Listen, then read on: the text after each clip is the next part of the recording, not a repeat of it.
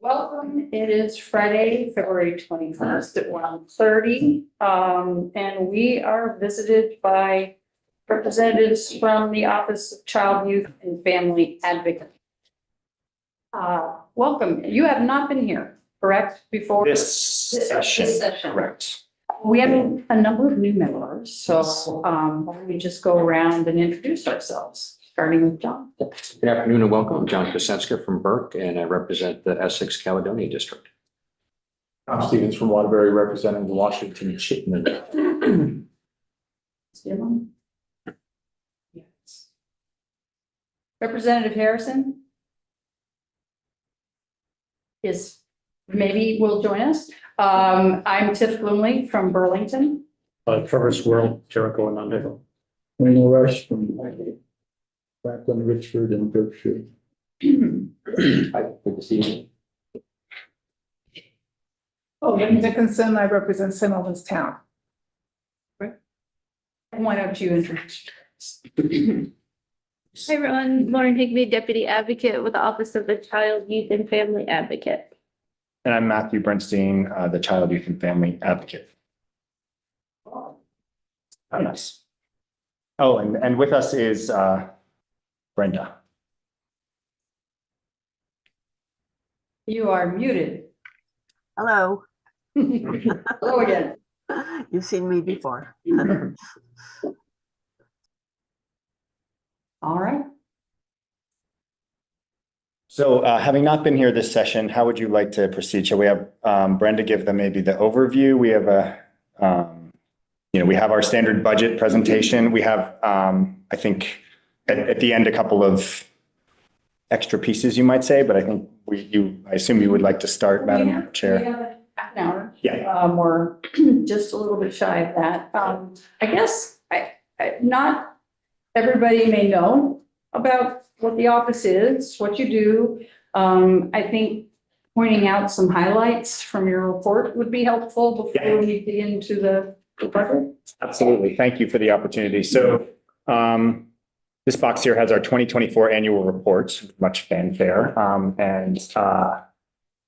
which is available digitally as well. If any of you would like a paper copy, I'm happy to hand you one. If you're not going to read it, maybe don't ask for one because these are expensive with respect, of course. But if you are going to read it, we would love for you to read it. And We have it online, so. excellent. And this is not your last chance. I will happily hand you one after. So our office was created, we've been in existence almost 2 years, and we are you're looking at 100% of the full-time employees of the office. It was passed by both houses, the bill that created our office. It was signed by the governor. And I am nominated by the advocate is nominated by the governor and confirmed by the Senate to a 4-year term. Our office does essentially, as our annual report outlines, individual and systemic advocacy for children, youth, and families, primarily in the child welfare and juvenile justice systems, but pertaining more broadly to any child, youth, or family receiving services directly from DCF or through funds provided by DCF. So that includes, for example, families in the hotels program. It includes disability services and other related economic services issues, as well as the other divisions of DCF. So we're set up sort of like an ombuds office, if you're familiar with that. We're independent. Our statute says that we are independent of any state entity, which the point of that is sort of we're outside the chain of command because there's not really such thing as independent. But although the governor nominates the advocate, we don't sort of take orders in the chain of command from anybody. Our job is to advocate for the interests of children, youth, and families. We feel so we do individual and systemic advocacy. I'm a lawyer and a teacher by training. And Lauren can talk about the work she's done. She's a social worker, et cetera. We bring a lot of value to state government, and we have some specifics about that in the report. And I have another handout here that outlines that. Both by giving families an outlet when they feel like they don't understand, for example, the child welfare system, which is very complex, If they are having trouble sort of accessing services or there's a communication gap, we fill a really important role. We've come to understand, and we are not adversarial to DCF. We work very closely with them. They've been really collaborative in working with us. I would say I really appreciate it. We don't always agree. That's by design, right? But we often, through that relationship and through bridging a gap between children, youth, and families and the department, we can often help solve problems that support children, youth, and families first, but also save government money, truly. And we can talk again about that in some detail in a little bit. But that's the essence of our office. And there's a lot of other things, but I don't want to talk for too long. Did you want to add to that? I think in terms of one of the main highlights in our work, and that's in our annual report, even though we are a fairly new office, in 2024, we received 122 complaints or referrals from those impacted by DCF, which represents a 63% increase from our first full year sort of in work. And so I anticipate as our name gets shared throughout the state, that referrals to our office will continue. And to put that in context, one family or individual reaching out to our office could be a one-time contact, but we've also been working with families, one family, for example, for over 8 months. And even though, we're starting to see families come back to our office, if we've closed the case or named them inactive, they've come back for additional help. So it is definitely an increased workload. Yes. What are the nature of the cases? That we work on, you mean? Well, out of the 122, just what's the general nature of the case? Thanks for the question. That's a good question. Yeah. In the back of the annual report, it breaks down sort of how we put them into buckets, but the number one referral source is from birth parents reaching out to our office for support.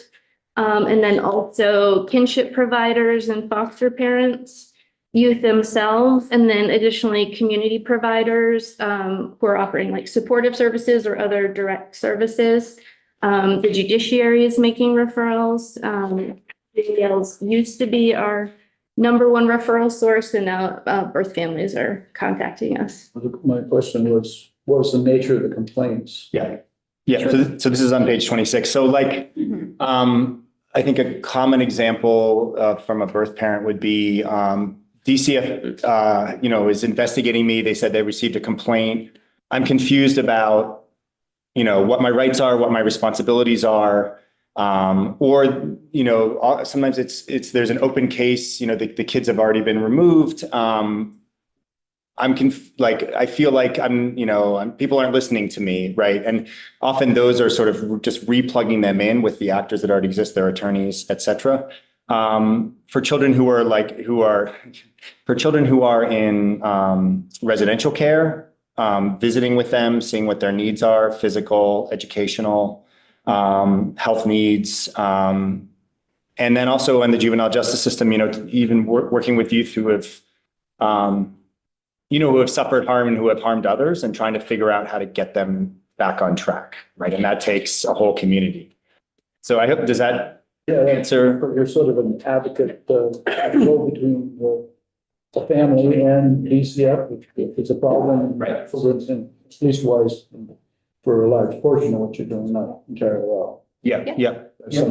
Absolutely. Yeah. And I think, a general person might wonder, aren't you duplicating what the child welfare system, what DCF is doing or the lawyers are doing, right? And I think that's a fair question. I think what we've discovered is, again, there's so much glue. We sort of provide the glue to ensure that people get where they need to go, receive fair treatment, et cetera. And I think, to be more concrete, the systemic side of what we do, this annual report is full of a number of ideas, and we'd like to talk in more depth about them, but we want to make sure we get to our budget about money that the state could be drawing down. And on page 21, On page 21, there is a summary of a system that we believe could draw down up to $1.75 million every year for Vermont. And the state so this is in federal money. This is a finalized federal rule that to be changed, there would have to be a lot of work at the federal level. So it's well in place.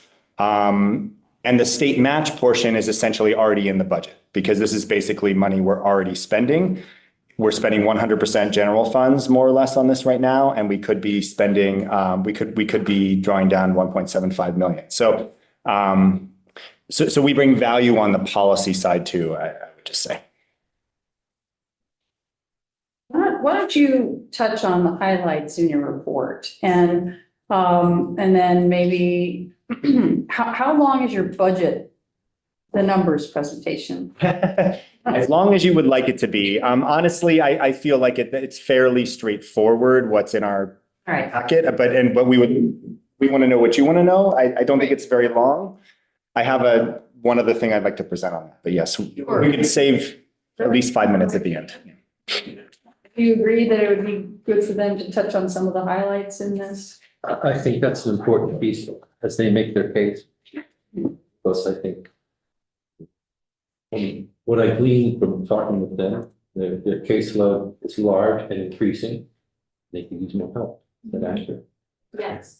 That is accurate, yes. Which we will get to when we talk about the budget. Caseload, the question is whether caseload is getting greater because more people know about it, not necessarily because there's more problems, because you don't have a track record yet to find out. Right. Yeah, I think that's fair to say. I mean, I think we're still getting up to speed with the full. I will say we have essentially not advertised almost one single bit, and that has positives and negatives. People often say, I've never even heard of you, but on the flip side, just through word of mouth, the phone rings basically off the hook. I just saw we got another voicemail on the way here. So, and we, you know, and not to jump ahead, but if we had more, we have a proposal for one more position. If we had another position that would allow us to, for example, as we say in here, visit more children and youth who have less of a tendency to call our office and reach out for various reasons, but more of a tendency that once we do contact them, they ask for specific assistance and ongoing assistance. And those needs are much more likely to have a strong fiscal impact. I'm trying to speak money in this committee because I believe that's, you know, we speak needs and money, right? We have to speak both because that's where we are. So anyway, so yeah, sorry. Well, so what I think would be helpful to us is, and we've asked this of other folks who've come here, is really how do you see your impact? You know, what things that have you done in your very short career as an office that you're proud of and that is moving things in the right direction for children and youth and their families? Thanks. I think there's a lot listed on page 5 of the report. I think one thing that you actually, this might be an okay time to, I have one handout here, which I was hoping to submit in advance, but I did not. So my apologies. I can submit this digitally at the first opportunity. But so this essentially outlines a request we have for a new position. But to answer your question, we just found out last week that that Vermont got a grant that we really took the lead on and pushed and would not have happened, I say humbly, without our work. And so basically what this is it's a 5-year grant. It's called the JCAMP grant, which stands for Judicial Court and Attorney Measures of Performance. And it is through the Federal Children's Bureau. And it's basically to improve the child welfare legal system. And the grant is a collaboration between us, between DCF, between Legal Services Vermont. We have a couple of other partners, the Chittenden County State's Attorney, so the prosecutor who brings cases, you know, against parents, I think from their perspective, as well as the Family Room in Burlington. And basically what this grant will do, and the money is still there, if you're wondering, even though it's federal money. We had a meeting last week and they had to go on pause in terms of notifications for the grant, but then they received the okay, so they're moving ahead. So this this money will be there. And what it does is, if you look on the handout, the first bullet kind of in the middle of the page, for the first time, provides civil legal wraparound services for Vermont families with child welfare involvement. Second bullet, and I'll explain these. Second bullet, generate high quality data regarding the effects of those services on child welfare and legal outcomes. And then the third bullet, create a pathway for DCF to draw down that same $1.75 million that I was referring to earlier. So what civil legal wraparound services are say, this is essentially to address the neglect side of abuse and neglect, because there's a growing consensus nationally that for families who essentially are poor, lacking concrete and economic supports, food, housing, things at that level, you want to do everything you can. You don't want to remove a child from that family on that basis, right? If there's a real safety issue, of course. But so this grant basically supports families who have, for example, there's a complaint, DCF investigates, and it turns out they're about to lose their housing because of an eviction notice that they feel is unjust. So Legal Services Vermont would support them with that issue. Or they say they have a public benefits issue. They were receiving Social Security and all of a sudden it got cut off for whatever reason, right? And they need legal representation. It would support that. Another category would be relief from abuse. There's a domestic violence issue. The home is not safe for that reason. And so basically, these needs are, DCF is on board with these, right? The prosecutor is on board with this, because what they don't want to be doing is using state resources to remove kids from homes, right? Unnecessarily intervene in the lives of families if we can avoid that by solving essentially concrete and economic supports. So it's really exciting. We worked really hard to do this. It almost, one reason we submitted our annual report late is that we were working so hard on this, and we're one of 8 sites nationally to be selected. So yeah, thank you. This is actually not public information yet. We haven't even yeah, don't put this on YouTube, whatever you do, okay? What I mean is, we haven't officially launched yet, and we haven't even had a meeting with the team players, so it's very early in the process, right? I don't mean you can't tell anybody. I just mean we're early in the process. But anyway, it will bring some money to our office, but more importantly, it's a collaborative project, and I think it exemplifies our impact in terms of what we can do systemically. So there's other things we worked really hard last year on a bill that became Act, well, now I'm forgetting the number. 173, thank you, it's right there. That became Act 173, which allows children formerly in foster care to access their records. And that was a really impactful law. We, in a couple of individual instances, we supported a young person who sort of essentially, again, everyone sort of agreed needed to return to their home community. They were in an out-of-state institutional placement, very expensive, languishing, not doing well. And even DCF, not even DCF, DCF agreed that this child should return. And Lauren especially, really worked hard to help put things in place so the child could return, and the child did return. We work on restraint seclusion issues as well, which are really concerning. So that's children in residential care, usually, not exclusively, but usually who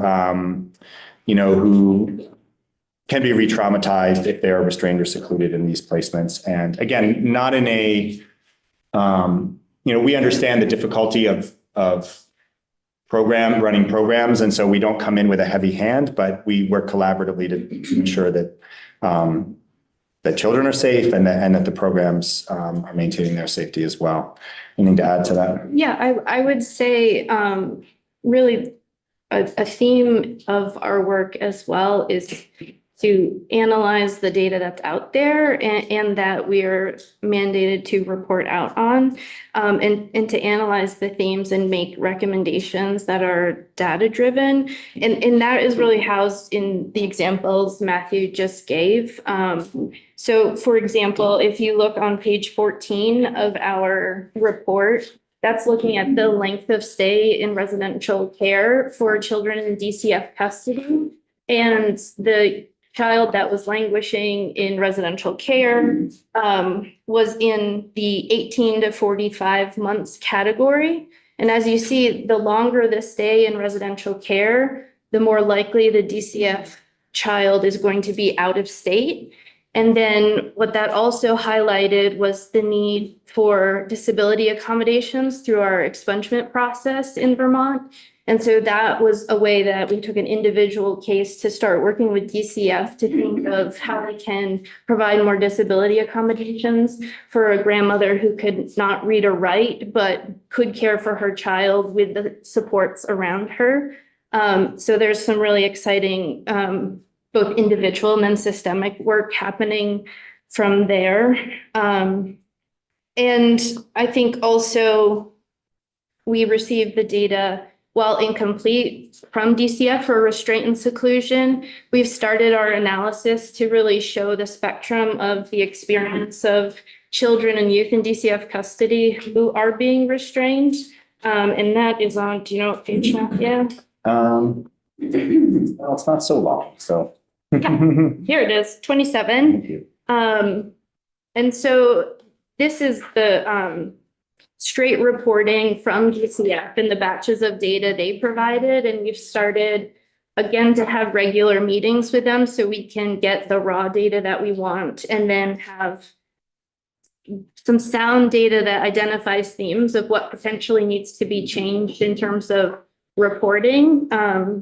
And then this directly connects to our recommendations in the report in creating really sound data dashboards for DCF, so that we understand the quality of care that children are receiving in residential programs. We can understand how many times they're being restrained or secluded. And so what I appreciate is that this report is somewhat intertwined, right? And one section influences the other. Right. I want to make sure we have time for Representative LaRoche, and then we probably should get to your budget. All right. I suppose. Very simple question. What's your age definition for child? That is a good question. I think it depends on the context. In many contexts, it's 0 to 18 because that defines who could be in DCF's legal custody, essentially. But in other areas, including juvenile justice, the emerging adults, 18 to 24, there's sort of, well, a better example might be children who have aged out of DCF custody. They can have extended services. And so that goes to 22, right? Anyway, I don't want to complicate your question, but essentially it's 0 to 18. For your purposes. For the purposes of this discussion that we were just having about residential care, 0 to 18. Mm-hmm. Yeah.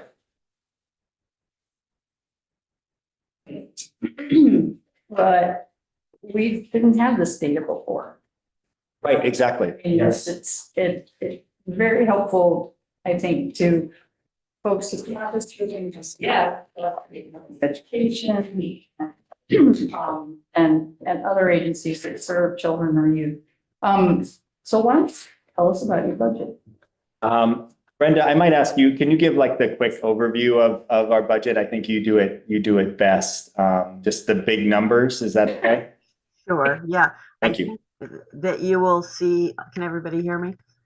Yes. Okay, I think that you'll see their budget, they requested a 3% increase as they were asked to, and it has gone up, I think, to 5.9 based on the increases for retirement, health, other things that are beyond their control. So it's basically a very straightforward budget. Some of the adjustments are just made to align more with what they're actually spending. I think when we started, we had really no idea because they didn't even have an office at that point. So a little more clear now about what things are going to cost. So that a lot of the adjustments are just to align with what they're actually spending. So they have a very straightforward budget. It does not include the position that Matthew's talking about. That was a decision item that we included, but it was not included in the governor's budget. So that's in addition to what you see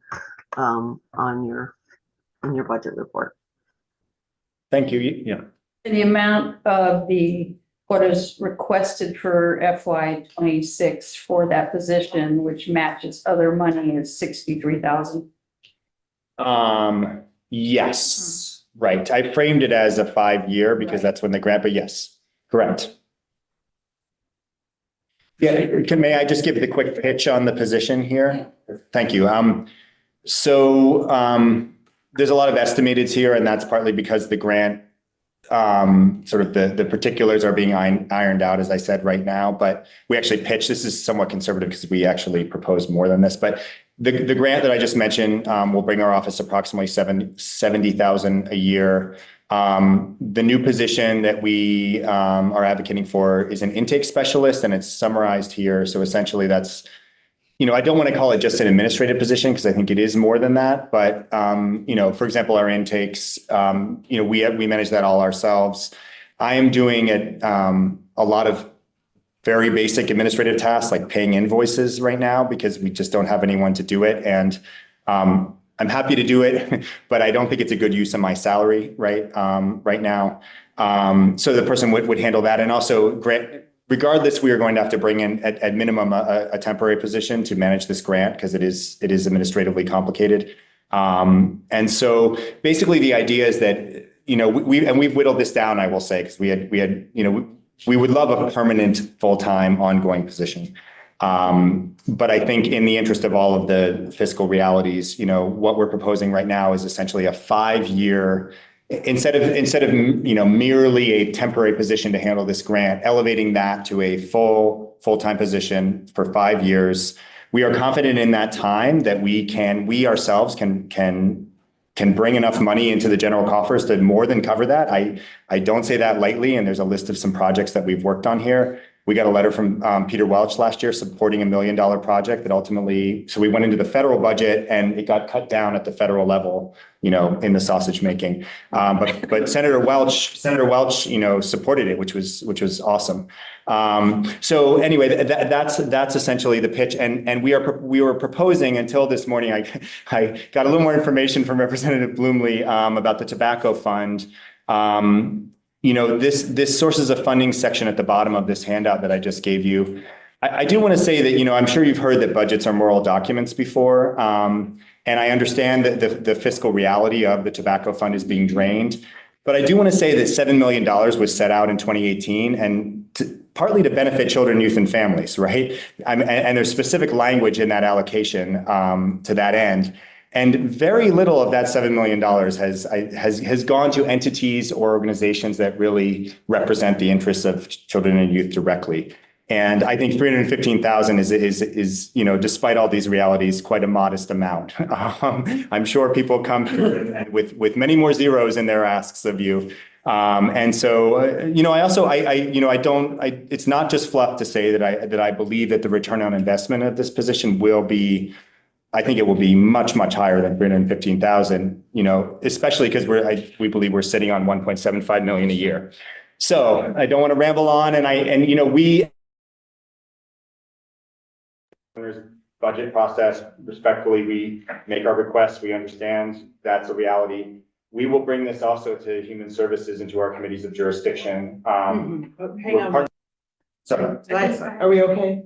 I looked again. Sorry, I said something about the microphone being disconnected and we were going to have to stop it. We're good. I guess I got cut off there. Like you said, words, quantity. I'm trying to cut you off. That's not the first. It wouldn't be the first time. So anyway, we will bring this through the proper channels, and we understand the position that you all are in, and thank you. Yeah.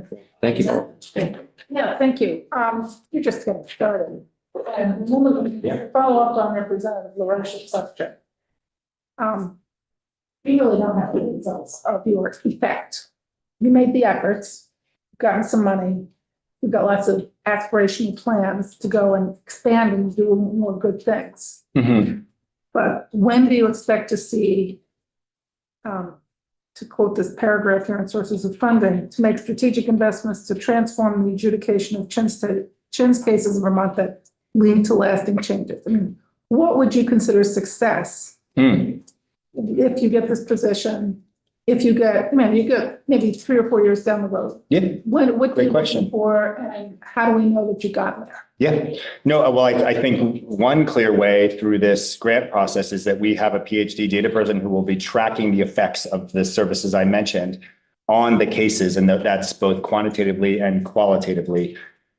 Some outcomes that can be measured in that area are, because some of the support is pre-petition. In other words, families getting this support before there's a CHIN's case filed.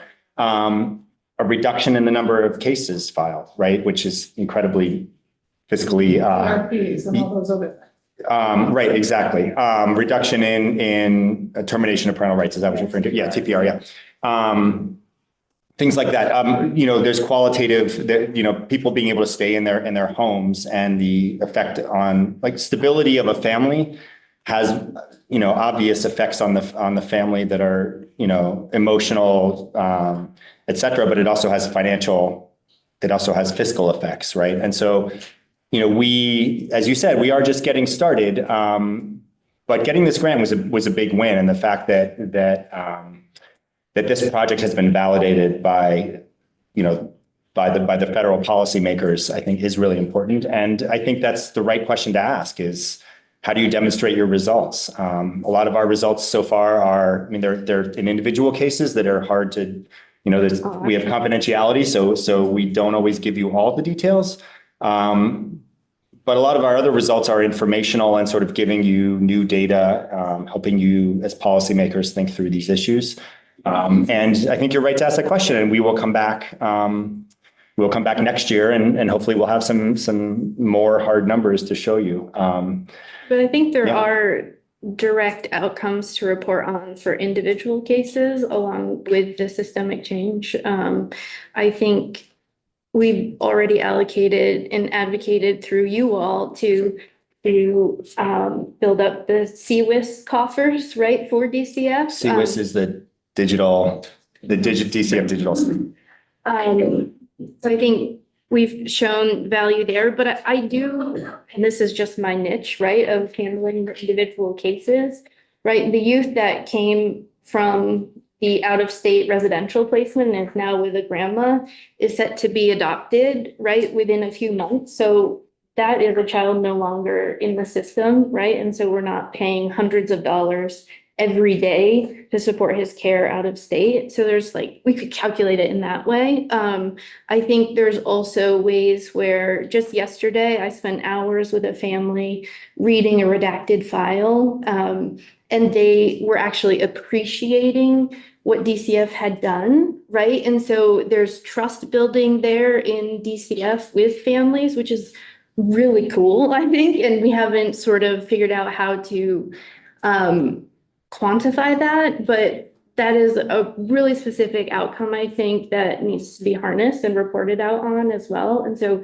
there's a varying way that we can demonstrate that outcomes even now, and then, as you all said, in the future. I have a follow-up question. Why isn't this just part of DCF? That's a good question. I think there is a lot of value in our independent function.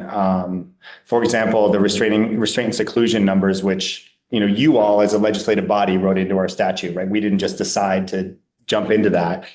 It requires reporting to our office of the safety of children, right? And it's not to say that DCF, is going to cover that up or has any ill motives, but the chain of command issues they do affect the way the policy is carried out and presented. And, one of our key functions is informational, and it says in our statute that we provide information to the governor, the legislature, and the public. And, so the information in our annual report about the money that we're spending as a public where is different than the information that's in DCF's reporting. And that's fine. They're both perspectives on the way the world is, but the value of having an entity that looks outward from the eyes of the child and the family, there is real value there as opposed to a state entity that is very big, right? And is institutional more, right, and has a chain of command and is more, we have a chain of command too, of course, but there's two of us right now, but the structures that DCF have to swim in, right, including the regulatory structures, make the way that they engage in business a little bit different and less, I would say it takes it a little bit of way of keeping the child, youth, and family at the center of that advocacy.